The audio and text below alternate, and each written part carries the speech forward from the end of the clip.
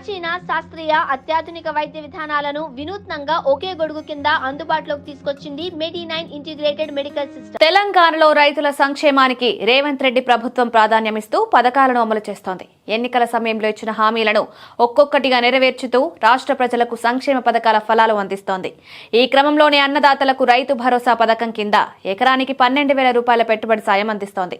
అయితే ఈ పథకాన్ని ప్రారంభించినప్పటికీ ఇప్పటికీ చాలా మంది రైతులకు నిధులు అందలేదు. ఈ నేపథ్యంలో సీఎం రేవంత్ రెడ్డి కీలక ప్రకటన చేశారు. మరోసారి ఈ పథకానికి సంబంధించి రేవంత్ రెడ్డి కీలక అప్డేట్ ఇచ్చారు. దీంతో రైతులు హర్షం వ్యక్తం చేస్తున్నారు. రైతులకు 2 లక్షల వరకు రుణమాఫీ చేయగా ఇప్పుడు రైతు భరోసా, ఇందిరమ్మ ఆత్మీయ భరోసా డబ్బులు రైతుల ఖాతాల్లో జమ చేయడం ప్రారంభమైంది. జనవరి 26న ఈ పథకాన్ని లాంఛనంగా ప్రారంభించిన ప్రభుత్వం విడతల వారీగా రైతుల ఖాతాల్లో నిధులు జమ చేస్తోంది. మొదటిగా 1 ఎకరం భూమిన్న రైతులకు పెట్టుబడి సాయం అందించింది. తర్వాత 2, 3 ఎకరాలు కలిగిన రైతులకు నిధులు జమ చేస్తోంది. దీంతో చాలా మంది రైతులకు నిధులు అందాల్సి ఉంది. ఈ నేపథ్యంలో సీఎం రేవంత్ రెడ్డి మరో గుడ్ న్యూస్ ఇచ్చారు.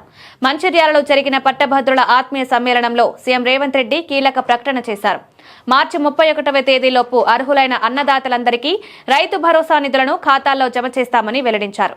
ఇప్పటికే 3 ఎకరాల భూమి ఉన్న రైతులకు ప్రభుత్వం రైతు భరోసా నిధులు పంపిణీ చేస్తోంది. రాష్ట్ర వ్యాప్తంగా 44.82 లక్షల మంది రైతులకు 3,487.82 కోట్ల రూపాయల నిధులు పంపిణీ చేశారు. ఇప్పటి వరకు 58.13 లక్షల ఎకరాల సాగుకు రైతు భరోసా నిధులు అందించారు. మిగిలిన అర్హులందరికీ మార్చి 31 పెట్టుబడి సాయం పూర్తిగా అందిస్తామని సీఎం ప్రకటించారు.